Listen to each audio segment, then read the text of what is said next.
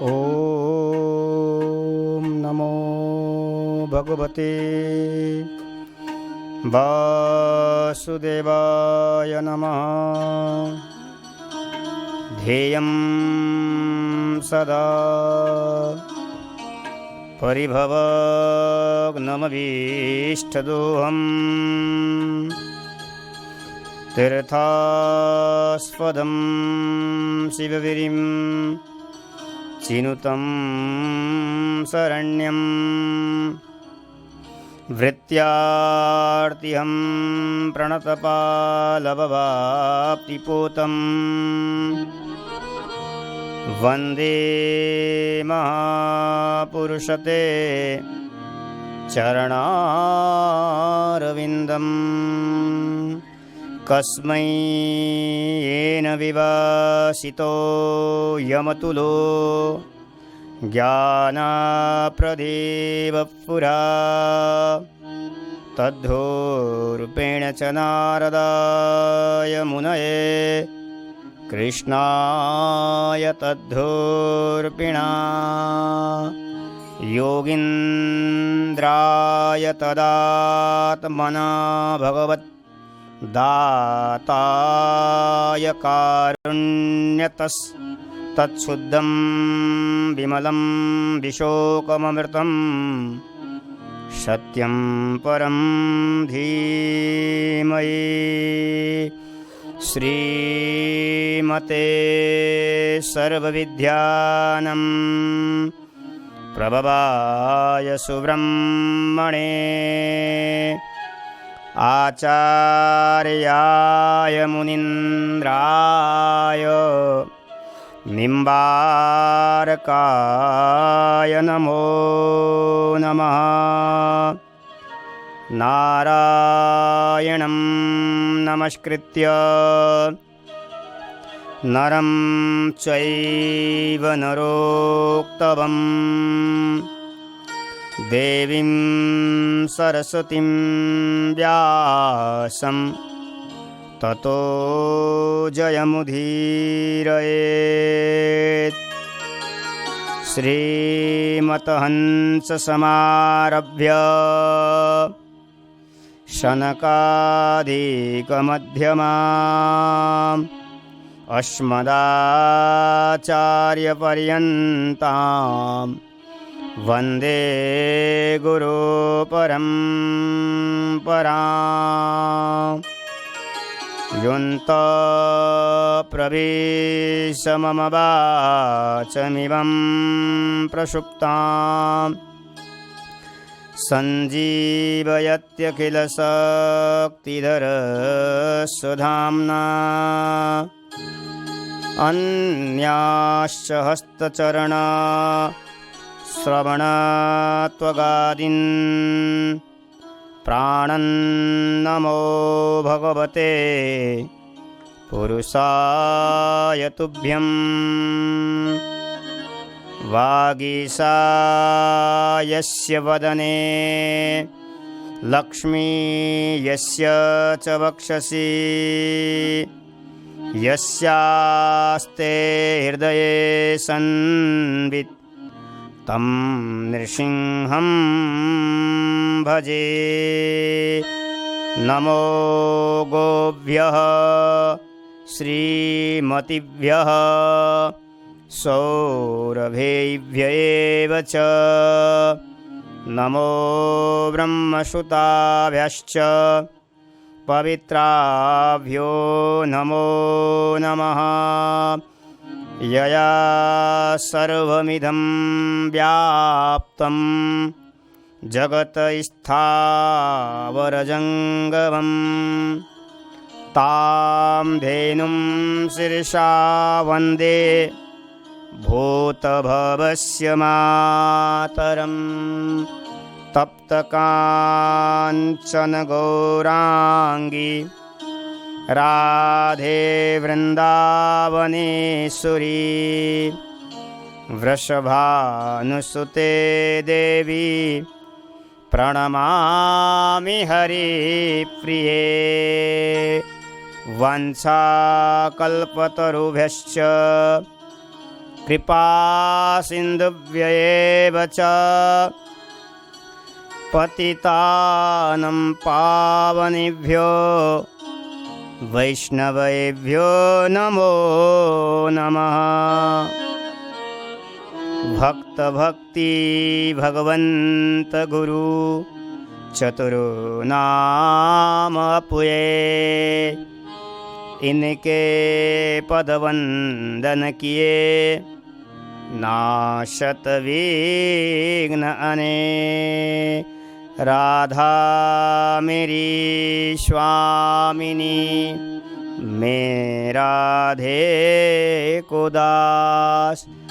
जन्म जन्म मोहे दीजियो श्री वृंदावन की बास। भवे भवे यथा भक्ति तब पादयोस्तव जायते।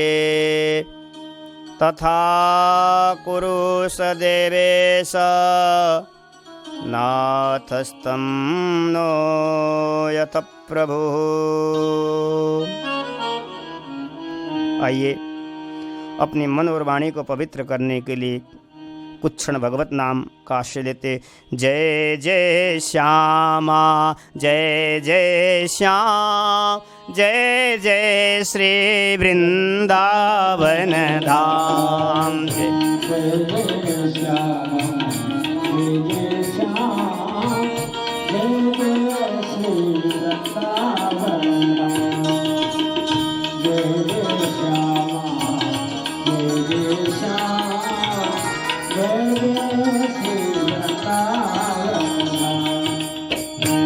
जय हो।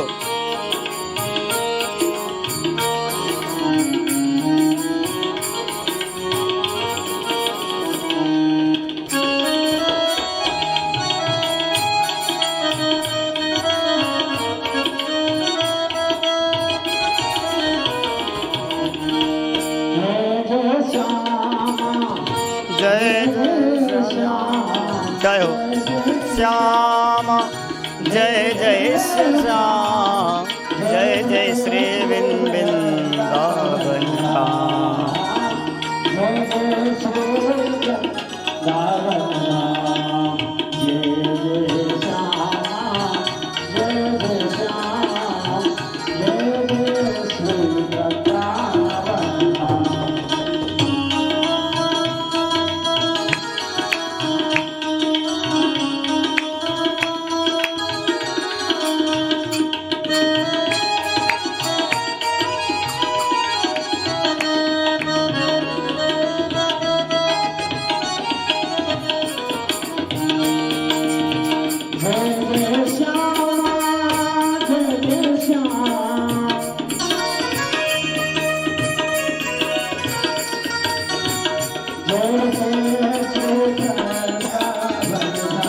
जय हो।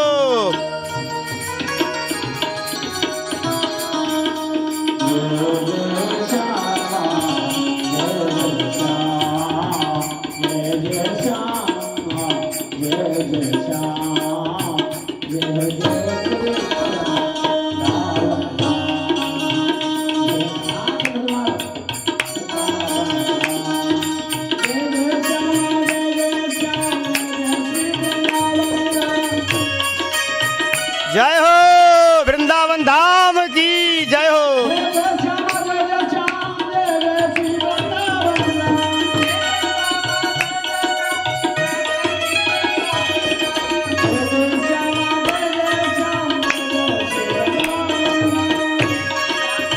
जय श्याम जय जय श्री वृंदावन।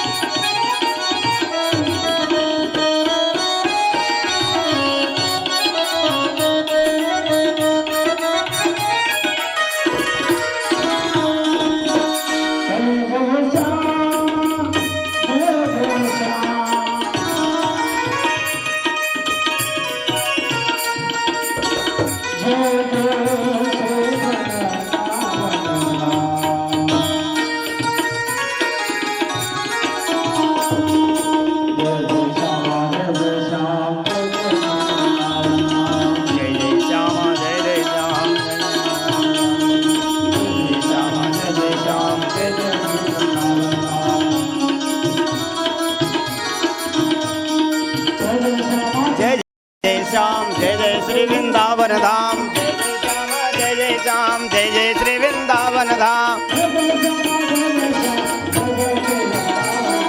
जय जय श्याम, जय जय श्याम, जय जय श्याम, जय जय।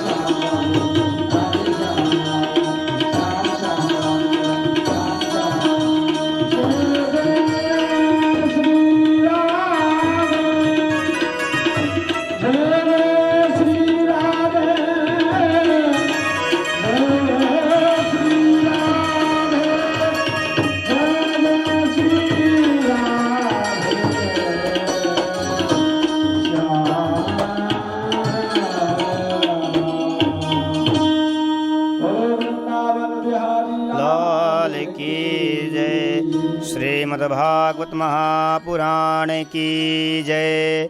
श्री वेद व्यास जी महाराज की, श्री सुखदेव जी महाराज की, श्री परीक्षित जी महाराज की, श्री वृंदावन धाम की, श्री यमुना महारानी की, श्री गिरिराज धरणी की, श्री बरसाने वाली की, गौ माता की जय। समस्त भक्तों की, समस्त वैष्णवों की जय जय श्री राधे, जय जय श्री राधे, जय जय श्री श्री राधे।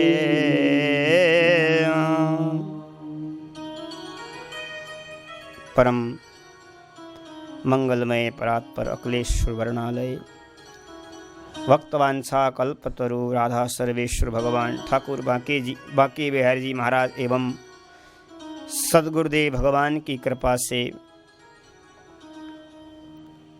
अनुपम कृपा श्रीधाम वृंदावन में बैठ करके 31 दिवस पर्यंत भगवत चर्चा, भगवान का स्मरण करने का सौभाग्य हम सबको प्राप्त हो रहा है। सद्गुरुदेव भगवान के चरण कमल में वंदन करते हुए आज कथा का 12वां दिन है और हम 12वां दिन की कथा की तरफ हम चलते हैं, क्योंकि समय बहुत कम है और हमें भगवत चर्चा को ज़्यादा स्मरण करना है। इसलिए हम प्रसंग की तरफ चलते हैं, क्योंकि ये कलयुग है। राजा परीक्षित ने कलयुग एक गुण देख करके राजा परीक्षित ने कलयुग को रहने के लिए निवास स्थान दिया गया था, क्योंकि यत् फलम नास्ति तपसा न योगेन समाधिना तत्फलम लभते सम्यक कलो केशव कीर्तनात्। इस कलयुग में तपस्या तो हो नहीं पाता है, समाधि भी, ध्यान भी नहीं लग पाता है, लेकिन इस कलयुग में तो भगवान की कथा, भगवान का नाम स्मरण अवश्य हो सकता है। और कलयुग ने यही कहा था कि परीक्षित जी देखिए, अन्य युग में जो तपस्या से, योग से, जो समाधि से लोगों को जो फल प्राप्त होता था, मैं अपने युग में जो भगवत कथा का स्मरण करता है, जो भगवत नाम का स्मरण करता है, वो फल मैं उसको प्रदान करता हूँ। कृते यत ध्यायतो विष्णुम त्रेतायम यजतो मखै द्वापरे परिचर्यायम कलो तद्धरि कीर्तनात्। महाराज सचमुच अगर देखा जाए, जब हम त्रेतायुग की बात करते थे, त्रेतायुग में जो ऋषि लोग रहते थे वो भगवान का ध्यान करते थे। और महाराज लेकिन इस कलयुग में तो ध्यान, पूजा पाठ, तप कुछ करने की जरूरत नहीं है। कलयुग में तो केवल भगवत नाम का आश्रय लो, भगवान का कथा को श्रवण करो। अवश्य ही जो सतयुग में ध्यान, त्रेतायुग में जो पूजा पाठ, जो सेवा का जो फल प्राप्त होता है, वो फल कलयुग में केवल भगवत नाम का आश्रय से आपको प्राप्त होगा। क्योंकि कलिकर एक पुनीत प्रतापा, मानस पुण्य होई नहीं पापा। ये कलयुग में अगर मन से भी अगर हम सत्कर्म करने का विचार करते हैं तो हम अवश्य ही हमें हमारे जीवन में सत्कर्म का फल प्राप्त हो सकता है और प्राप्त होगा। कीर्तनादेव कृष्णस्य मुक्त संग परम ब्रजेत। इस कलयुग में जो जीव मुक्त होना चाहता है, जो जीव भगवत धाम को जाना चाहता है, केवल कलयुग में भगवत नाम का आश्रय ले लो। भगवत नाम का स्मरण करो, कथा श्रवण करो। वो संसार से मुक्त होकर के वो भगवत धाम को अवश्य चला जाता है। कृतादिशोपजा राजन कला विच्छन्ति संभवम, कलो खलो भविष्यति नारायण परायण। महाराज भागवत में तो ऐसा लिखा है कि त्रेतायुग के जो प्रजा, सतयुग के जो प्रजा, द्वापर के प्रजा, वो भी कलयुग में जन्म लेने के लिए भगवान से प्रार्थना करते हैं। भगवान से प्रार्थना करते हैं, प्रभु हमें भी कलयुग में जन्म दो। क्यों? क्योंकि कलयुग में केवल भगवत नाम, भगवत कथा से जो फल प्राप्त होता है वो अन्य युग में होता ही नहीं है। और सचमुच अगर हम भक्तों की चर्चा किया जाए तो गुजरात में रहने वाले नरसिंह मेहता, आहा, नरसिंह मेहता ने तो महाराज भगवत नाम का आश्रय लेकर के, भगवत कथा का आश्रय लेकर के महाराज ठाकुर जी का साक्षात्कार किया। एक बार नहीं, 50 बार ठाकुर जी का दर्शन उनको हुआ। पंढरपुर वाले नामदेव जी की हम चर्चा किया जाए, उन्होंने भी न जाने कितने बार भगवान को इसी कलयुग में उनका दर्शन किया है। कैसे? भगवत नाम का आश्रय, भगवत कीर्तन का आश्रय, भगवत चर्चा का आश्रय लेकर के उन्होंने भगवान को साक्षात्कार किया, भगवान को प्रेम को प्राप्त किया। क्योंकि तुकाराम जी की देखो, मीरा जी को देखो, एकनाथ जी महाराज को देखो, केवल उन्होंने भगवत चर्चा, भगवत नाम का आश्रय लिया और उनको वो प्राप्त हो गया। जब महाराज परीक्षित जी ने जब श्रवण किया, सचमुच तुम कलयुग के लोगों को इतना छुटकारा दिलाओगे? कलयुग ने कहा, महाराज अवश्य जो भगवत नाम का आश्रय लेता है, जो भगवत चर्चा करता है, भगवत कथा का श्रवण करता है, एक दूसरे में सुनाता है, मैं उसको सचमुच ही भगवत धाम को भेजूंगा। और महाराज परीक्षित जी ने कलयुग को रहने के लिए स्थान दिया गया था। लेकिन कलयुग ने कहा, महाराज आपने मुझे धूतम पानम स्त्रिय सुना यत्र धर्मश्चतुर्विधः। परीक्षित जी ने कलयुग को 4 स्थान दिया था जहां लोग जुआ खेलते हैं, जहां मदिरापान करते हैं, जहां व्यभिचारी वेश्यागमी हो, जहां हत्या हो, जहां हिंसा हो, वहां कलयुग अवश्य रहता है। और आज भी महाराज दिखने को मिलता है, जो व्यभिचारी हो, जो जुआ खेल रहा है, हिंसा कर रहा है, हत्या कर रहा है, वहां अवश्य उसके हृदय में कलयुग बैठा है। जब 4 स्थान कलयुग को दिया था परीक्षित जी ने, उस समय कलयुग ने कहा, महाराज देखिए मुझे 4 स्थान से नहीं हो पाएगा, मुझे और एक स्थान और दे दीजिए। जब परीक्षित जी ने कहा, जाओ पुनश्च याचमानाय जात रूप मधात प्रभु। पुनः याचना किया कलयुग ने, 4 स्थान मेरे परिवार के लिए छोटा पड़ जाएगा, मेरा परिवार बहुत बड़ा है, 4 स्थान से मुझे कुछ नहीं होने वाला, गुंजाइश नहीं है महाराज, मुझे मेरे परिवार बड़ा है, मुझे कुछ और स्थान दीजिए। परीक्षित जी तो भगवान के भक्त थे और परीक्षित जी महाराज ने सोने में स्थान दिया गया था, जाओ तुम सोना में जाकर के निवास स्थान तुम्हारा होगा।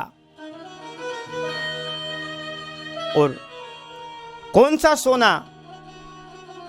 सोना एक रूप में तो भगवान एकादश स्कंद में भगवान स्वयं कहते हैं, उद्धव सोना मेरा ही स्वरूप है, धातुनम कांचनम अस्मि ही। धातु जो है, धातु में जो सोना है वो मेरा ही स्वरूप है। और एक रूप में कलयुग भी सोना में बैठा हुआ है, लेकिन कौन सा सोना? जो अनीति के द्वारा, दो चोर करके, लूटपाट करके जो सोना हम धारण करते हैं, उस सोना में कलयुग सचमुच ही निवास स्थान बना हुआ है। सोने में परीक्षित जी को रहने के लिए, परीक्षित जी ने सोने में रहने के लिए कलयुग को प्रदान किया।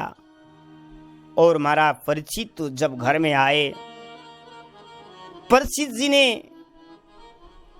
अपने घर में जाकर के जब एक सोने का मुकुट पड़ा हुआ था, उन्होंने विचार किया ये हमारे पूर्वजों का मुकुट है, हमारे दादा परदादाओं ने ये मुकुट को रखा हुआ है, इसको देखते हैं कैसा है। परीक्षित ने उस मुकुट को माथे पर लगाया है। जैसे परीक्षित ने माथे पर लगा, अब परीक्षित के बुद्धि में, परीक्षित के मुकुट में कलयुग का आकर के विराजमान हो गया। क्यों? क्योंकि परीक्षित ने स्वयं कलयुग को सोने में रहने के लिए निवास स्थान दिया था, और आज वही सोना, सोने का मुकुट परीक्षित धारण किया है। क्यों? यह मुकुट भी अनीति के द्वारा लाया गया था। जरासंध का वध करने के पश्चात जरासंध के पास जो मुकुट था वो भीम के द्वारा लेकर के आकर के महाराज रखा गया था। आज वही मुकुट अनीति के द्वारा परीक्षित ने धारण किया और परीक्षित के जीवन में कलयुग का निवास स्थान बन गया। अब परीक्षित ने विचार किया, जैसे मुकुट धारण किया, परीक्षित के मन में अचानक शिकार खेलने का मन विचार आया। ऐसा भागवत में कई प्रसंग में लिखा नहीं है कि परीक्षित जी ने शिकार खेलने गए हो, लेकिन जैसे मुकुट धारण किया उस समय परीक्षित के जीवन में शिकार खेलने का भाव जागृत हो गया, शिकार करने का विचार आ गया मन में।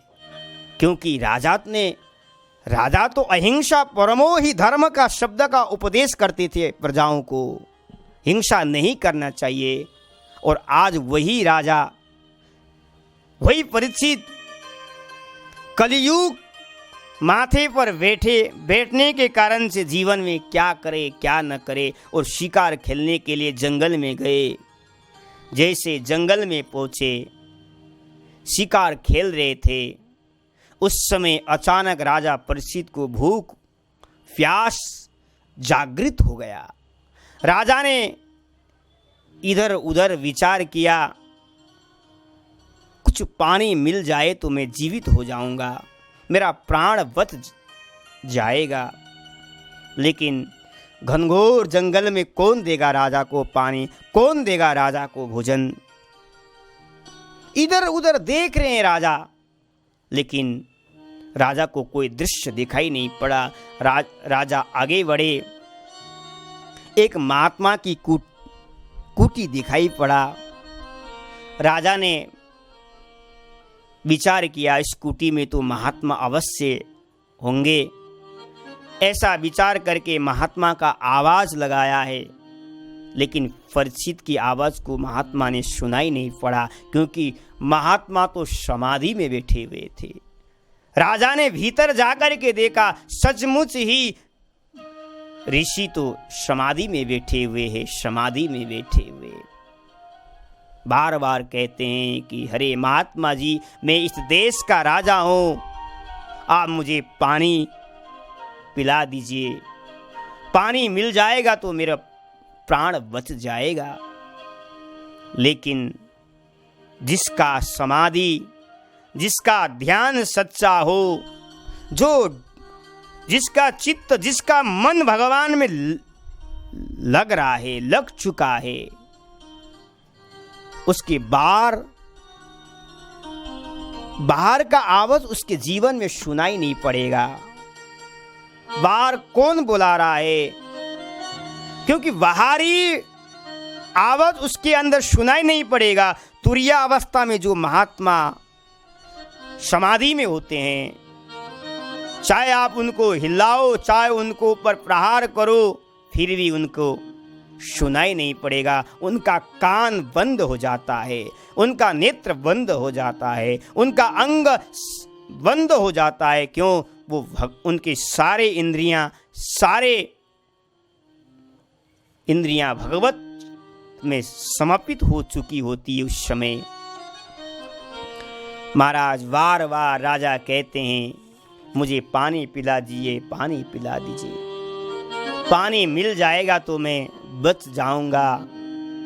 महात्मा को सुनाई नहीं पड़ा। राजा के मन में विचार आया, ये सच्चा महात्मा है कि ढोंगी है, देखते हैं। राजा के मन में ऐसा विचार कभी जीवन में आया ही नहीं था। ऐसा प्रसंग देखने को मिलता है, सुनने को भी मिलता है, लेकिन कलयुग माथे पर बैठा हुआ है। आज मन में ऐसा विचार आ रहा है, ये महात्मा नहीं है, ये ढोंगी है। क्यों? जिनके पूर्वजों ने हमेशा संत महात्मा का सम्मान किया है, आदर किया है, पूजन किया है, तब किया है, उसके वंश में रहने वाले परीक्षित के जीवन में ऐसा भाव आ सकता है? कदापि नहीं, कदापि नहीं। लेकिन महाराज, कलयुग जब बुद्धि पर बैठता है, उस समय हमारा बुद्धि काम नहीं कर सकती, काम कर नहीं पाएगी। आज परीक्षित जी, ये महात्मा ढोंगी है या सच्चा है, इसका परीक्षा लिया जाए। परीक्षित जी ने इधर उधर देखा, एक मरा हुआ सर्प, एक मरे हुए सर्प दिखाई पड़ा। महाराज, वाह! आज अचानक मरे हुए सर्प दिखाई पड़ा। महाराज, मरे हुए सर्प दिखाई पड़ा। वो सर्प कहां से आ गया हो? अचानक सर्प दिखाई पड़ा और राजा ने अपने धनुष की नोक से उठाया है, उठा करके राजा के गले में डाल दिया और राजा वहां से चले गए। लेकिन महाराज, वो संत के जीवन में कोई फर्क ही नहीं पड़ा। कोई माला पहना रहा है या सर्प की माला पहना रहा है, लेकिन ऋषि को पता ही नहीं चला। क्यों? सच्चा समाधि था, सच्चा समाधि था। जिसका सच्चा समाधि होता है, आहा, मैं बार बार वही बात आपको बार बार दोहरा रहा हूं कि उसके जीवन में कुछ बात सुनाई नहीं पड़ेगा।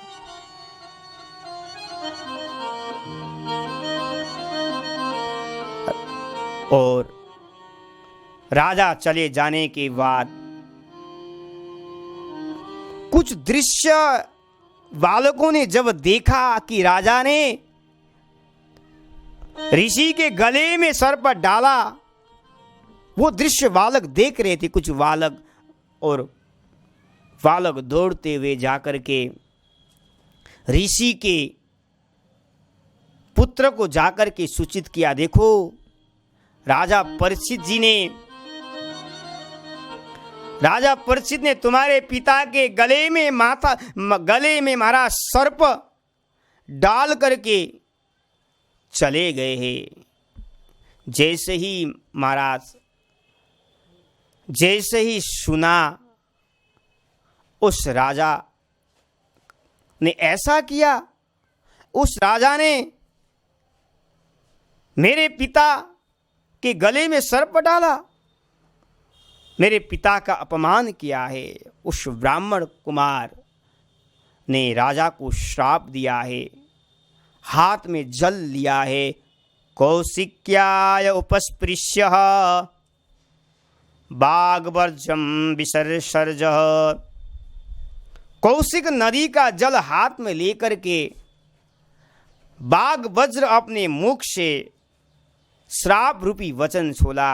वज्र कभी निष्फल हो जाए तो हो जाए, लेकिन ऋषि के मुख से कभी निकला हुआ श्राप अमुक नहीं हो सकता है। अस्त्र इधर उधर हो सकता है, लेकिन ब्राह्मण और ऋषि के मुख से जो अस्त्र निकलता है वो कभी निष्फल नहीं हो सकता है। आज मैं उस राजा को श्राप देता हूं, जिस राजा ने मेरे समाधि स्थिति में रहने वाले मेरे पिता को अपमान किया है। मैं उस राजा को श्राप देता हूं। उस कौशिक नदी का जल हाथ में उठा करके महाराज उस ब्राह्मण कुमार ने महाराज श्राप दिया है। इति लंघित मर्यादाम तक्षक सप्तमे हनि दंशयति स्म कुलंगारम चोदितो में तदद्दुहम। उस ब्राह्मण ने कहा, हे कुलंगार राजा, मेरे समाधि स्थित निर्दोष पिता के गले में सर्प डाल करके तुमने अपमानित किया है। आज के 7वां दिन तुम्हारा शरीर छूट जाएगा। महाराज इस तरह से श्राप दे करके वो ब्राह्मण कुमार अपने पिता के पास आया। अभी भी पिता समाधि में बैठे हुए, पिता को कुछ पता ही नहीं है कि राजा परीक्षित जी ने सर्प डाल करके चले गए, लेकिन उस ऋषि को पता ही नहीं। जब बालक ने देखा सचमुच ऋषि के गले में सर्प है, विचार आया कि कहीं सर्प ने पिताजी को काटा तो नहीं। बालक रोदन करने लगता है, बालक रो रहा है, उच्च स्वर से रो रहा है। तब जैसे रुआ तो कान में सुनाई पड़ा ऋषि के, और जैसे ऋषि का ध्यान मग्न हो गया और जैसे ऋषि ने नेत्र खोल करके देखा, उस समय महाराज अपना बेटा रो रहा है। क्या बात है बेटा, क्यों रो रहा है, क्या कारण है? ऋषि कुमार ने कहा, पिताजी, राजा परीक्षित जी ने आपके गले में सर्प डाल करके चले गए।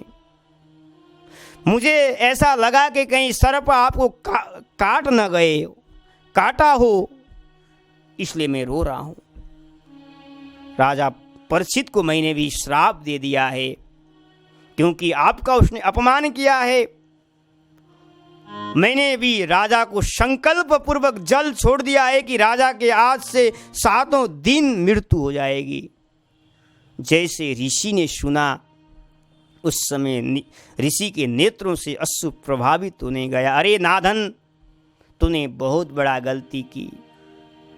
परीक्षित जैसे धर्मपालक, जो प्रजाओं को रक्षा करने वाला, जो धर्मों में चलने वाला, ऐसे राजा को तूने श्राप दिया।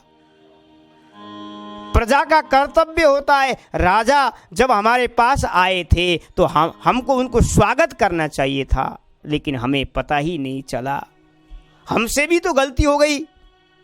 प्रजा का कर्तव्य है, राजा आपके पास अगर पहुंचते हैं तो राजा का सम्मान भी करना चाहिए, क्योंकि राजा भगवान का स्वरूप होता है। भगवान राजा के अंग में विराजमान होते हैं, लेकिन हमने उनका सम्मान नहीं किया। सम्मान करने चाहिए था। वो जल मांग रहे थे, जल पिलाना चाहिए था। वो भोजन मांग रहे थे, भोजन देना चाहिए था। गलती तो हमसे भी हो गया, लेकिन तूने गलती के बदले और गलती किया। तूने श्राप दिया धर्मात्मा राजा को। ऐसा राजा इस संसार में तुम्हें मिलेगा नहीं है। अब पता नहीं कौन सा राजा आएगा, कैसा होगा, धर्म में चलने वाला होगा या नहीं होगा। बेटा, तुमने बहुत बड़ा गलती किया है, बहुत बड़ी गलती किया है, लेकिन जो हो चुका है अब तो हो ही गया है। लेकिन राजा परीक्षित को इस बात का पता नहीं होगा, और ऋषि ने अपने ऋषि कुमारों को बुला करके कहा, जाओ राजा को जाकर के सूचित करो कि तुम्हारे 7 दिन में ही अब मृत्यु होने वाली है, और 7 दिन में ही तुम अपना उद्धार सोचो, उद्धार का कोई उपाय करो। जैसे ही राजा महाराज राजा के गले में सर्प डाल करके अपने राजधानी में पहुंचे, वैसे ही उन्होंने मुकुट को उतारा। मुकुट को उतारते ही कलियुग वहां से दूर हो गया, और राजा को अपने किया हुआ गलती प्रायश्चित करने लगे। ओहो, मेरे से बहुत बड़ी गलती हो गई, बहुत बड़ा अपराध हो गया। मैंने आज मैं राजा होकर के उस ऋषि के गले में मैंने सर्प डाल दिया, बहुत बड़ा अपराध किया। ऐसा नहीं करना चाहिए था मुझे। वो ऋषि तो समाधि में थे, और समाधि स्थिति में रहने वाले महात्मा का मैंने अपमान किया है। अहो मया नीच बर्यार्य कृतम, मैंने नीच कर्म किया है, बहुत बड़ी गलती हो गई। मेरी बुद्धि कहाँ चली गई, क्योंकि मेरे पूर्वजों ने हमेशा संतों का सम्मान किया, संतों का पूजन किया, फूल का माला धारण कराया है, लेकिन आज उन संतों के गले में मैंने सर्प का माला डाला, बहुत बड़ा गलती किया। अब मुझे प्रायश्चित करना चाहिए। मुझे अपने गलती का एहसान हो चुका है, अब मुझे कुछ न कुछ प्रायश्चित करना ही चाहिए। ऐसा विचार कर रहे थे उस समय जो ऋषि कुमार भी वहाँ पहुँचे हैं। ऋषि कुमार पहुँच चुके हैं, क्योंकि दुनिया ऊपर राजा है, राजा ऊपर संत, संतनि के आधार है प्रभु अनंत भगवंत। किसी संत से दंड मिल जाता तो अच्छा रहता। अगर जीवन में कांटा गड़ जाए तो हमें क्या करना चाहिए, उस कांटे को निकाल देना चाहिए। जितना हो सके सहन कर लो।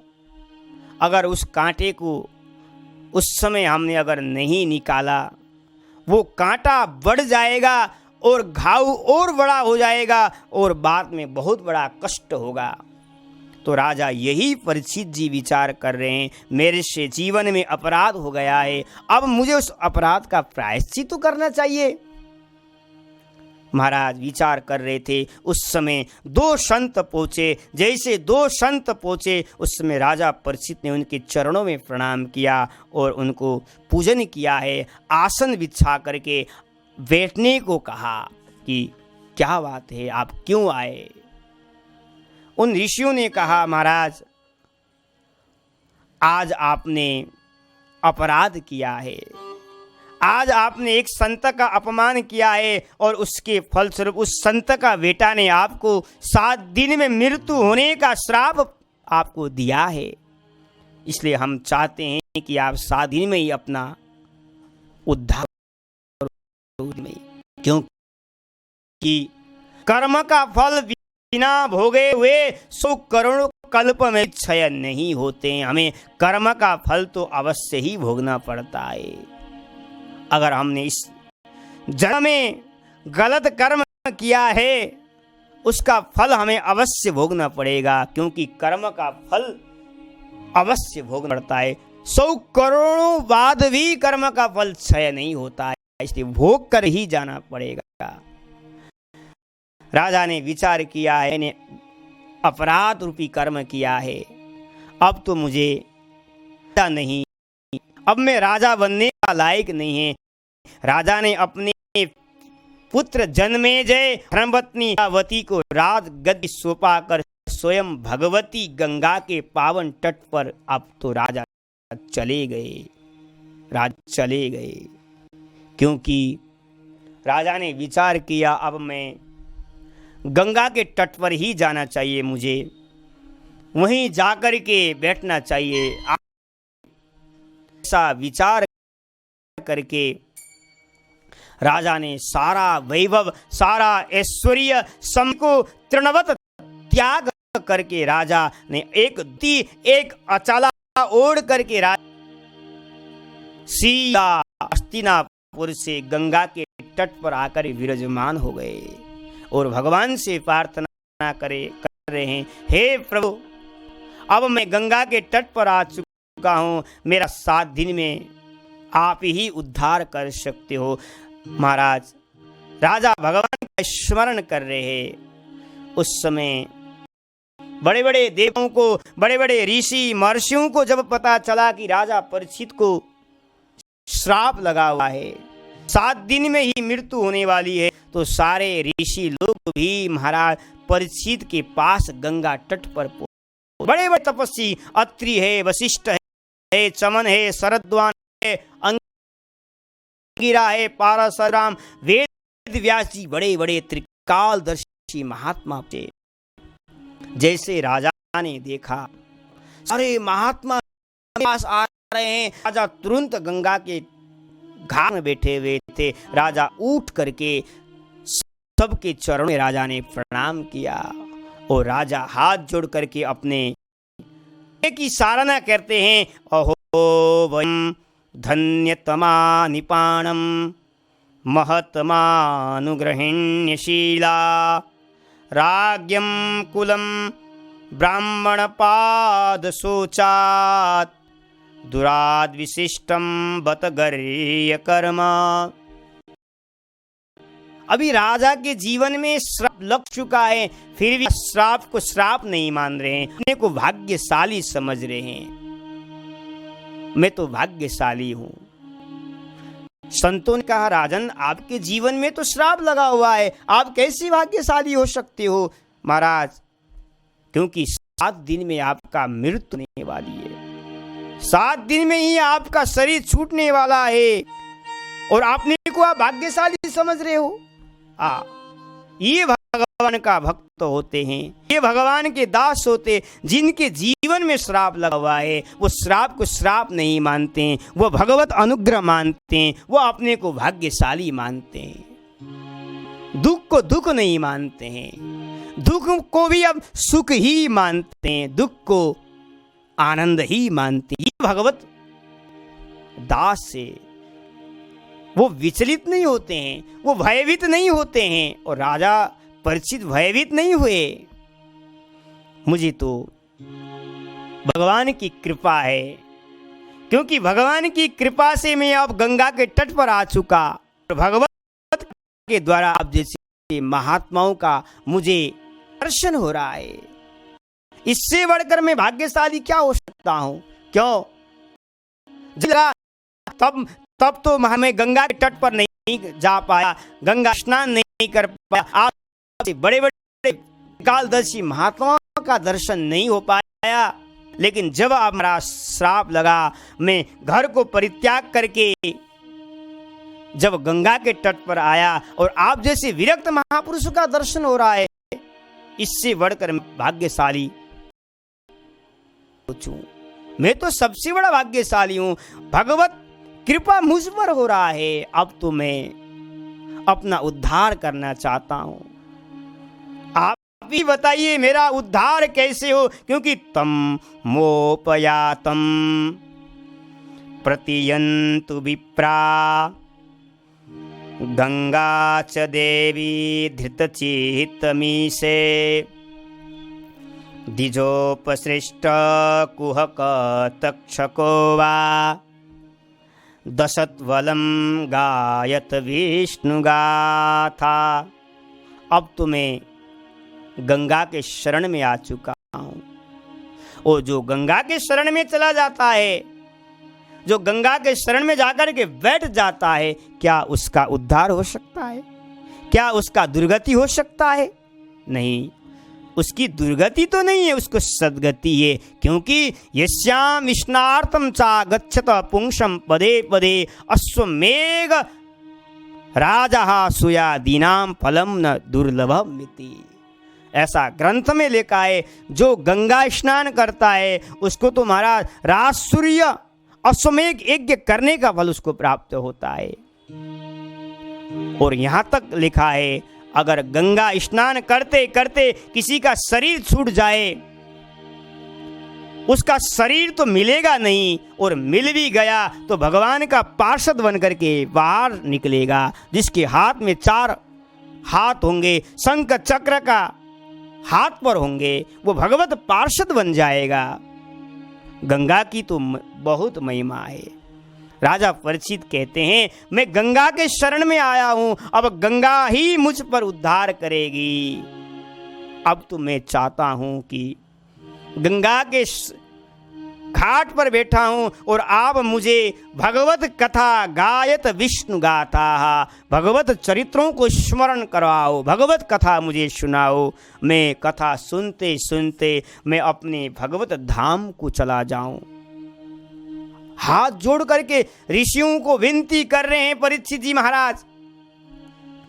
अब ऋषि विचार कर रहे हैं, राजा को कथा कौन सुनाएगा? क्योंकि वहां तो सुनाने वाले एक से एक विभूति बैठे हुए थे। विश्वामित्र, पराशर, वेदव्यासी, वशिष्ठ जी, शक्ति, अत्रि, अंगिरा ऋषि बड़े बड़े बैठे हुए हैं। सारे लोग कथा सुना सकते हैं, लेकिन कोई नहीं कह रहा है कि मैं राजा को कथा सुनाऊंगा। क्योंकि राजा कोई छोटी मोटी भक्त नहीं है। राजा को तो भगवान ने गर्भ में जाकर के भगवान का दर्शन हो चुका था। राजा उच्च कोटि का महात्मा है। इस महात्मा को कौन कथा सुनाए? विचार कर रहे थे ऋषि लोग। लेकिन उसी समय भगवान की इच्छा से, भगवान की प्रेरणा से स्वयं भगवान ही सुखदेव जी की भेष में महाराज गंगा के तट पर आ रहे हैं। तत्रा भवत भगवान व्यास पुत्रो यदिच्छया गामटमानो न प्रेक्षः अलक्षलिंगो निजलावतुष्टो वृतश्च बालै अवधूत भेषः। अवधूत भेष में महाराज सुखदेव जी आ रहे हैं राजा परीक्षित को कथा सुनाने के लिए। भगवान की इच्छा से स्वयं भगवान ही सुखदेव जी के रूप में आ रहे हैं। और जब सुखदेव जी महाराज चलते थे तो महाराज हजारों स्त्रियां, छोटे छोटे बच्चे नंगे बाबा को महाराज धूल फेंकते थे। पागल बाबा जा रहा है, पागल बाबा जा रहा है, ऐसा कहते हुए मतलब सुखदेव जी का अपमान भी करते थे और धूल फेंकते थे। लेकिन सुखदेव जी के जीवन में क्या अपमान, क्या सम्मान, क्योंकि स्त्री पुम विदा न तो सुतस्य विविक्त दृष्टे। उनके जीवन में कौन स्त्री है, कौन पुरुष है, यह ज्ञान है ही नहीं है सुखदेव जी के जीवन में। धूल फेंक रहे हैं, अपमान कर रहे हैं, लेकिन अपने चाल में अपने मस्त होकर के सुखदेव जी चल रहे हैं, आ रहे हैं। और सुखदेव जी का स्वरूप कैसा है? त्वं द्वयष्ट वर्षम सुकुमार पाद करोरुबाव सकपोलगात्रम चारुवायताक्षन्नशतुल्यकर्ण शुभ्राननं कंबुसुजात कंठम। जब सुखदेव जी आ रहे थे तो यहाँ सुत जी महाराज कहते हैं हमारे गुरुदेव कैसे थे सोनक जी? तुम द्वयष्ट वर्षम, सुखदेव जी का उस समय आयु 16 वर्ष की अवस्था थी, लेकिन लगते कैसे थे? 8 वर्ष के जैसे। और उनका हाथ, उनका नेत्र, उनका बाल, उनका कंठ इतना कोमल था, उनके सारे अंग महाराज इतने सुंदर थे, इतने सुंदर थे, इतने सुंदर थे। सारे अंग कोमल स्वरूप था। दिगंबरम वक्त्र विकीर्ण केशम प्रलंब बाहुम स्वमरोक्तमाभम। दिगंबर वेश था सुखदेव जी का, और बाल भी बिखरे हुए थे, लंबे लंबे त्वचा था, और देवताओं के समान सुखदेव जी के ललाट से तेजस्वी दिखता था। ऐसे दिव्य महात्मा आज गंगा के तट पर आ रहे हैं, गंगा के तट पर पहुंचे। उस समय सारे ऋषि, सारे देवी देवता खड़े होकर के स्वागत कर रहे हैं सुखदेव जी महाराज का। स्वयं वेद व्यास जी खड़े हो गए, स्वागत किया उन्होंने। राजा परीक्षित जी ने साष्टांग जाकर के दंडवत प्रणाम किया, और प्रणाम करके महाराज सुखदेव जी का पूजन किया है। और राजा ने हाथ जोड़ करके विनती किया महाराज कि एसाम संस्मरणात् पुंसाम सद्य शुद्ध्यन्ति वै ग्रिया किम पुनर्दर्शन स्पर्श पाद शोचासनादिभि। सुखदेव जी को देखते हुए राजा परीक्षित कहते हैं, हे भगवान, अगर आप हिमालय में बैठे रहे और हम घर में बैठ करके आपका चिंतन कर ले तो वो घर में बैठा हुआ व्यक्ति पवित्र हो जाता है। वो आपका स्मरणात् पुंसाम, दर्शन स्मरण करने मात्र से वो पवित्र हो जाता है, वो कल्याण का भागी हो जाता है। और आपका अगर आपका कोई दर्शन करता है और अथवा आपका वाणी से अमृत जो श्रवण करता है, वचनामृत का पान करता है, उसके जीवन में दुर्गति कैसे हो सकता है? उसके जीवन में तो सद्गति है, उसका तो सुनिश्चित ही है महाराज की अब उस होगा ही होगा, क्योंकि आपका दर्शन मात्र से मेरा आधा पाप तो प्रक्षालन हो चुका है। मुझे लगता है कि मेरा तो आपका दर्शन मात्र से सद्गति हो चुका है, लेकिन फिर भी मेरे मन में एक संकल्प है, मन में एक भाव जागृत हो रहा है। आप जैसे महात्मा के पास अगर हम जाते हैं, महात्मा का दर्शन होता है, तो लेकिन एक ही कामना करना चाहिए, एक ही प्रश्न करना चाहिए कि हमारा उद्धार कैसा हो, हमारा मन भगवान में कैसे लगे, हमें इस जीवन में हमारा कल्याण कैसे हो। महात्मा के पास यही प्रश्न करना चाहिए। और राजा परीक्षित ने एक प्रश्न किया है, अतः पृच्छामि संसिद्धिं योगिनां परमं गुरुं पुरुषस्य यत् कार्यं म्रियमाणस्य सर्वथा। राजा परीक्षित प्रश्न कर रहे हैं। राजा परीक्षित ने अपने लिए प्रश्न नहीं किया है। म्रियमाणम, जो संसार में आया है उसका मरना सुनिश्चित है, क्योंकि राजा ने पहले कह चुके हैं कि आपका दर्शन से ही मेरा पाप क्षण हो चुका है, मेरा तो सद्गति हो चुका है आप जैसे महात्मा का दर्शन करने मात्र से। लेकिन मैं संसारी लोगों को उद्धार करने के लिए कलयुग में आप जैसे महात्मा का दर्शन असंभव है, संभव नहीं है। उन कलयुग के जीवों का उद्धार करने के लिए मैं प्रश्न करता हूं, जो जीव संसार में आया है उसका सुनिश्चित ही मरना है। मरना तो सबको है, लेकिन इस मरना सुनिश्चित है, लेकिन ऐसा कहकर के बैठना नहीं है। मृत्यु को भी मंगल बनाना है, मृत्यु को मंगल बना जा सकते हैं। सब दुनिया के लोग कहते हैं, अरे भाई संसार को छोड़ करके जाना है, अरे मरना ही है, चाहे कुछ भी बीमारी से मरना है, मरना तो मरना ही है। लेकिन भाई अब इस समय सब लोग भयभीत हो रहे हैं, कोरोना जैसा वायरस से लोग डर रहे हैं, अरे कोरोना से लोग मर रहे हैं। अरे तो मरना तो सुनिश्चित है, लेकिन अरे अपने जीवन को मंगल बनाओ, मृत्यु को भी मंगल बना करके जाओ। भगवत धाम भी जा रहे हो तो मंगल बना करके जाओ,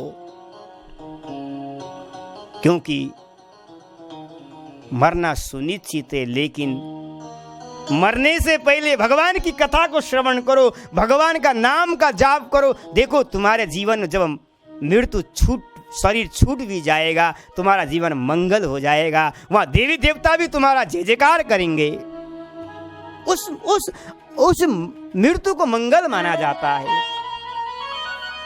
और राजा परीक्षित जी यही बात बार बार कह रहे हैं, गुरुदेव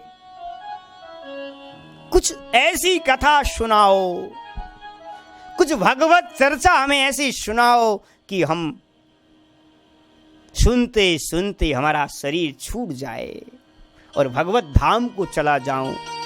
आहा, क्योंकि मैं अपने लिए प्रश्न नहीं कर रहा हूं, क्योंकि म्रियमाणस्य सर्वदा, जो मरण सन्न है, जो हमेशा मरण सन्न है, उस जीव का उद्धार कैसे हो, उसको सद्गति कैसे हो, उसको भगवत धाम कैसे प्राप्त हो, इस भाव से मैं प्रश्न कर रहा हूं। इसलिए गुरुदेव गायत विष्णु गाथा, भगवत चरित्रों को मुझे श्रवण कराओ। आज परीक्षित जी प्रश्न कर रहे हैं, भगवत कथा सुनाओ, भगवत चरित्र सुनते मैं अपने प्रभु को धाम को जाना चाहता हूं। और सरलता से आप सुनाइए, जो सुनने में आनंद आ जाए, कठिनाई न हो, कोई भी हो, चाहे रोगी हो, वैश्य हो, शूद्र हो, ब्राह्मण हो, गरीब हो, वो सुगमता से, सरलता से भगवत चर्चा श्रवण कर सके और श्रवण करते हुए भगवत धाम को जा सके। आहा, आज ऐसा प्रश्न परीक्षित जी ने किया और सुखदेव जी प्रसन्न हो गए। अगर कोई महात्मा के पास जाकर के आप ऐसे जब प्रश्न आप करोगे महाराज, उस समय महात्मा प्रसन्न हो जाता है। क्योंकि आज परीक्षित जी के भाव परीक्षित जी के प्रश्न को देख करके सुखदेव जी ने कहा, राजन देखो मेरा नियम है स्व गोदोहन मात्रम ही गृहेशु गृह मेदिनाम। मैं किसी गृहस्थ के घर में जाता हूँ व किसी आश्रम में जाता हूँ, लेकिन कितना देर रुकता हूँ, केवल गाय दोने में जितना समय, गोदोहनम क्वचित, गाय दोने में जितना समय लगता है उतने ही देर में ऋषियों के पास बैठता हूँ, वह गृहस्थ के आश्रम में बैठता हूँ और वहां से मैं निकल जाता हूँ। लेकिन राजन आज तुमने जो प्रश्न किया है, मैं अब गोदोहन का समय नहीं है, मैं उसको परित्याग करके चाहे 7,000 वर्ष ही क्यों न बीत जाए, लेकिन मैं तुम्हारे संशय को दूर करके और 7 दिन तक तुम्हारे साथ गंगा के तट पर मैं बैठ करके तुम्हें कथा श्रवण करा करके भगवत धाम को भेजूंगा। आज सुखदेव जी ने संकल्प कर लिया है और सुखदेव जी कथा सुनाने बैठ गए हैं गंगा के तट पर। और आगे किस तरह से राजा परीक्षित को कथा सुना